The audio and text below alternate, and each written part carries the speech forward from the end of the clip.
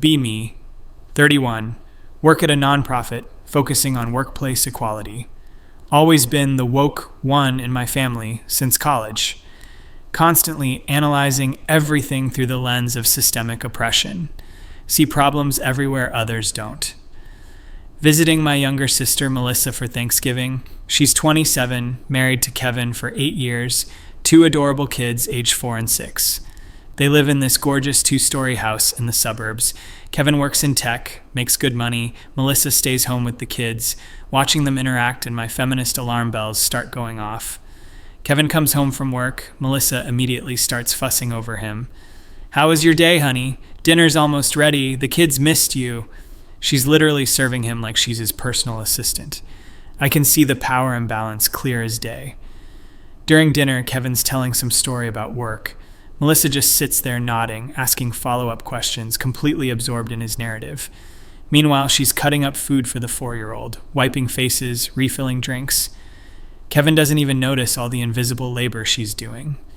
After dinner, he goes to watch football while she cleans up. "Oh, Kevin works so hard, he needs to unwind," she says when I offer to help. I'm watching this man literally put his feet up while his wife does everything. The next morning, Kevin leaves for work with just a kiss goodbye. Melissa immediately starts this elaborate routine: laundry, cleaning, meal prep.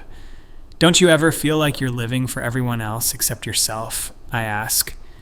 She laughs it off. "I love taking care of my family." But I can see she's programmed to think this way. Society has convinced her that her value comes from serving others. I start asking pointed questions about her dreams, her ambitions.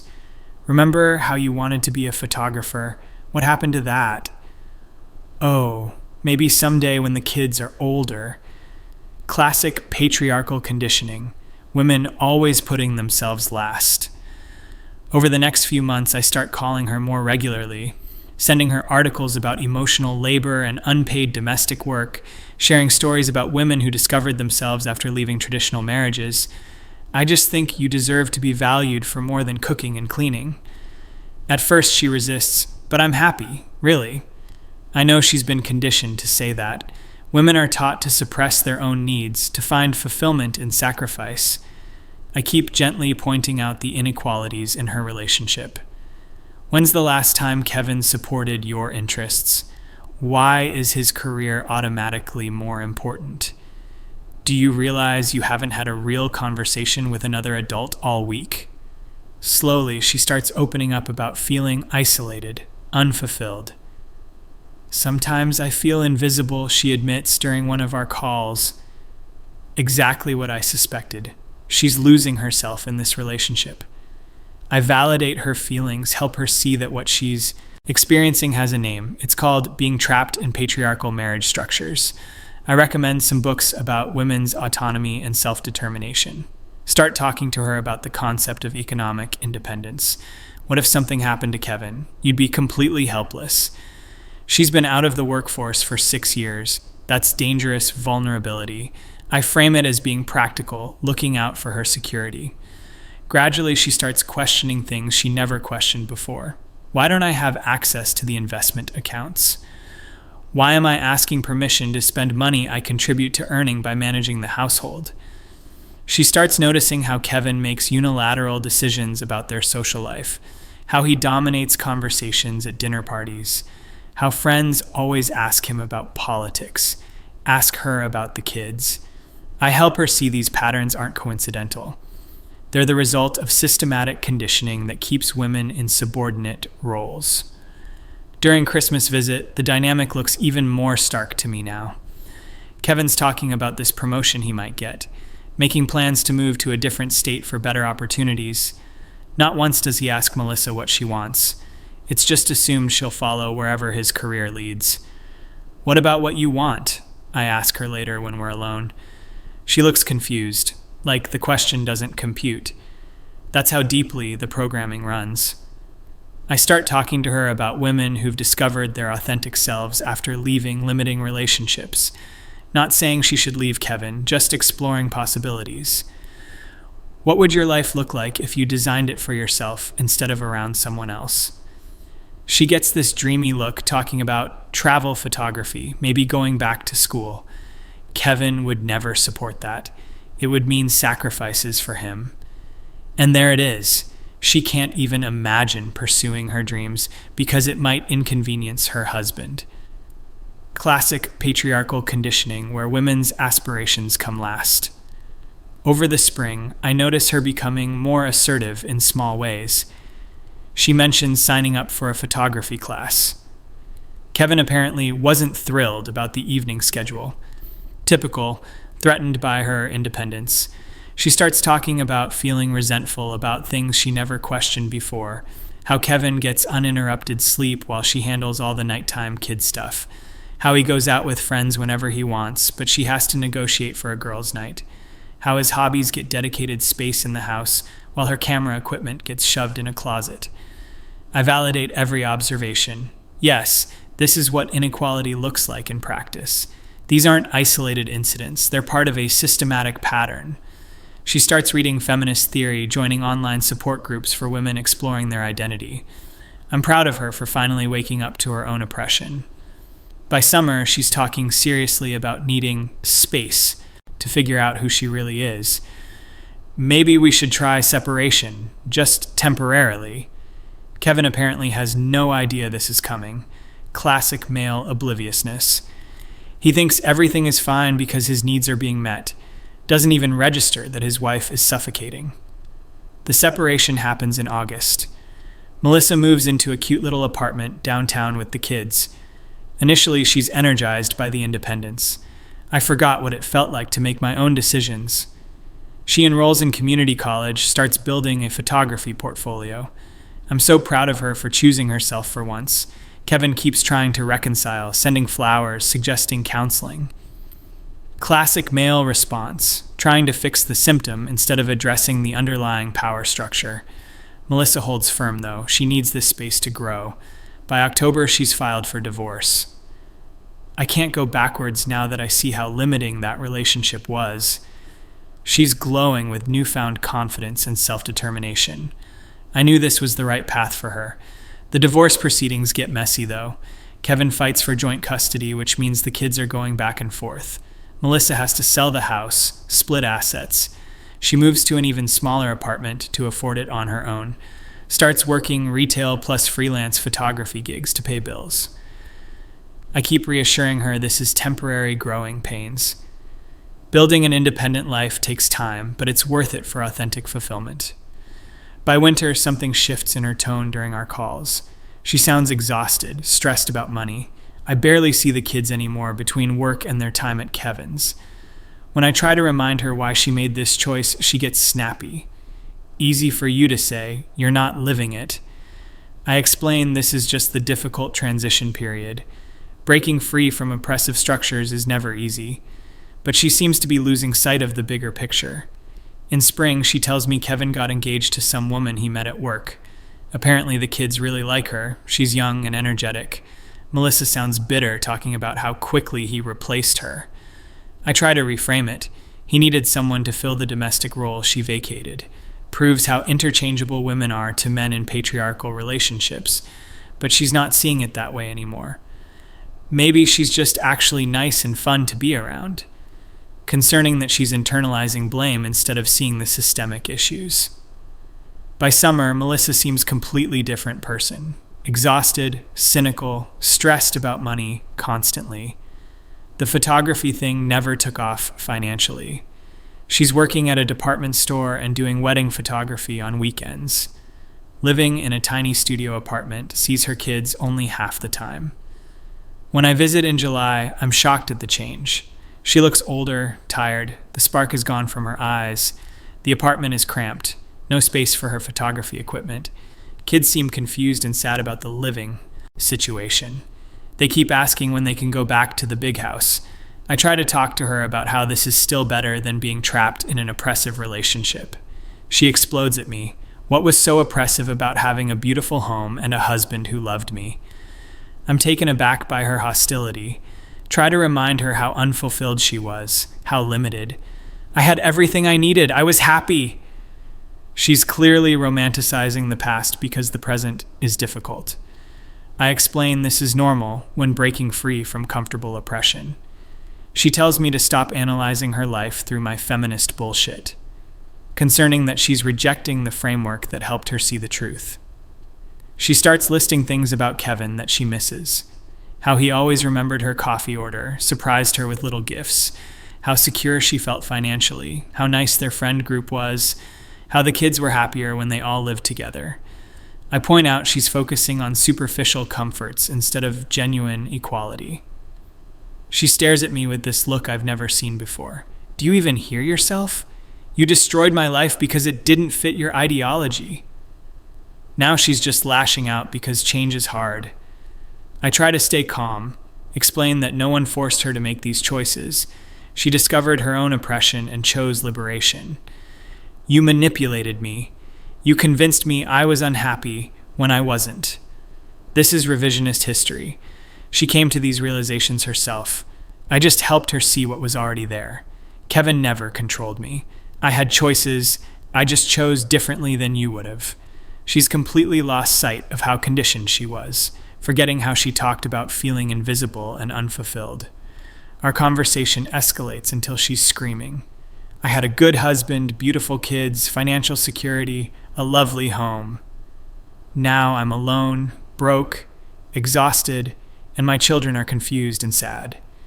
You made me throw away everything good in my life for your political agenda. She kicks me out, says she never wants to see me again. Clearly, she's having some kind of breakdown from the stress. I try calling over the next few weeks, but she's blocked my number. Send emails explaining that what she's feeling is normal. The patriarchal conditioning runs deep. Of course, there's backlash when you break free. She needs to remember why she made these choices. Get a message from her lawyer telling me to cease all contact. Learn through family that she's completely cut me off. Won't let me see the kids. Won't speak to anyone who talks to me. Apparently, she's telling people I brainwashed her. My mom says Melissa seems broken in a way she's never seen. That I need to fix this somehow. But you can't force someone to stay woke if they choose to go back to sleep. Sometimes the comfort of oppression feels easier than the difficulty of liberation. Months pass with no contact. Hear through relatives that she's struggling financially, working 2 jobs, barely keeping up with rent. Kids are having behavioral issues, acting out at school. Kevin and his new fiancée apparently stepped in to help more with childcare. Melissa seems increasingly isolated, lost most of her friends in the divorce. The photography dreams never materialized into sustainable income. She's apparently gained weight, looks tired all the time. Some family members start making comments about how I ruined her life, which is ridiculous. She made her own choices. I just helped her see options she couldn't see before. Sometimes liberation looks messy in the short term. Try reaching out through mutual friends, but she refuses any contact. Sends word that I'm dead to her and she never wants to see me again. Apparently, she blames me for destroying her family, which shows she still doesn't understand the systemic issues that were always present. By Christmas, I'm feeling genuinely worried about her. Here she's been struggling with depression, can barely afford therapy. The apartment is apparently depressing. Kids complain about being cramped. They prefer staying at Kevin's bigger house with his fiancée. Melissa sees this as another betrayal instead of natural consequence of her housing situation. Start wondering if maybe I pushed too hard too fast. Maybe some people aren't ready for full liberation. Maybe I should have been more gradual in helping her see the truth. But then I remember how clearly she articulated her unhappiness, how excited she was about discovering her authentic self. She chose this path. I just illuminated it. It's not my fault she can't handle the temporary difficulties. Though watching from afar as her life falls apart is harder than I expected. She seems genuinely miserable in a way she never was before. The kids seem less happy, more anxious. Kevin appears to have moved on easily while she's struggling. Sometimes I wonder if I misread the situation. Maybe their marriage dynamic wasn't as oppressive as I thought. Maybe she was actually content in ways I couldn't recognize. But that's impossible. Oppression is oppression, even if people don't see it. Just because someone doesn't recognize their cage doesn't mean they're free. Still, seeing the concrete consequences of her choices is unsettling. She went from comfortable stability to struggling paycheck to paycheck, from being surrounded by family to being completely alone, from confident homemaker to exhausted single mother. Her whole friend group apparently sided with Kevin, or just drifted away. She has no support system left except professional services she can't afford. The photography career never developed past weekend wedding gigs. She's working retail management and freelance work just to cover basic expenses, living in 600 square feet with 2 growing children. Meanwhile, Kevin's living in their old house with someone new. Kids get to keep their rooms, their school, their neighborhood friends. From their perspective, Mom left and disrupted everything, while Dad provided stability and continuity, even though Melissa was trying to model independence and self-determination.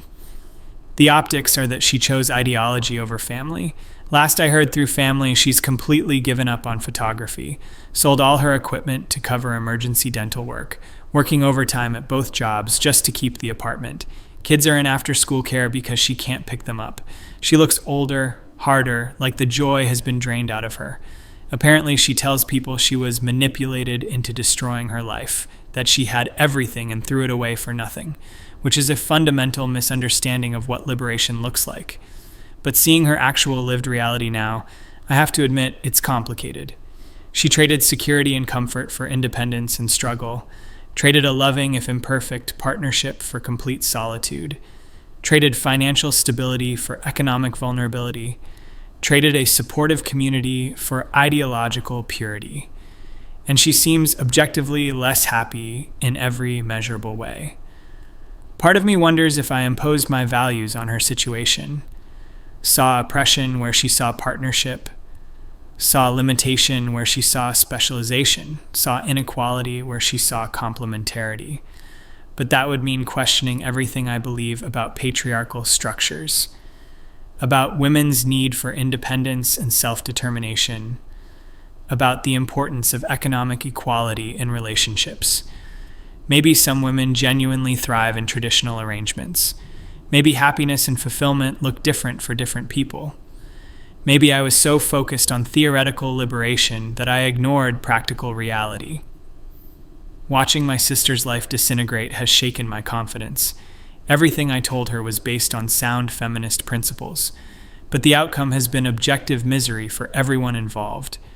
Her, the kids, even Kevin, who lost his family. Sometimes I wonder if being right theoretically matters if it leads to human suffering, if the cure is worse than the disease. But then I remember that social change is never easy, that breaking free from oppressive systems always involves short-term pain, that you can't make an omelet without breaking some eggs. Still, those eggs are my sister's actual life, her children's stability and happiness, relationships and security that took years to build, destroyed in months based on my analysis of her situation, analysis that seemed so clear and obvious at the time. But looking at the wreckage now, I have to ask, what if I was wrong? What if their marriage was actually working for them? What if my sister was genuinely happy before I intervened? What if the oppression I saw was actually just different life choices? What if Kevin really was a loving husband and I convinced her to throw that away, sitting alone in my apartment thinking about my sister alone in hers? Both of us isolated now because of choices I encouraged, wondering if my ideology made me blind to what actually mattered, wondering if I destroyed something beautiful because it didn't match my theory, wondering if my sister was right to cut me out of her life forever, wondering if I really am responsible for ruining everything she held dear, and not having good answers to any of these questions. Just sitting with the weight of consequences I never fully considered, and the growing suspicion that maybe I was the problem all along.